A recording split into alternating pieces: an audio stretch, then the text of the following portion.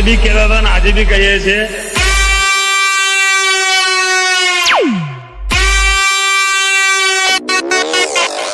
તાકાત હોય તો લગાવો ગાડી બાજુમાં.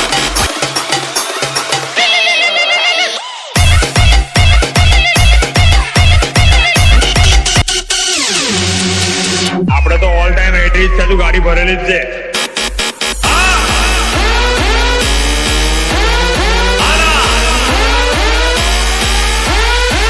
બોલાઈ લે તારા પડવાઓ ને.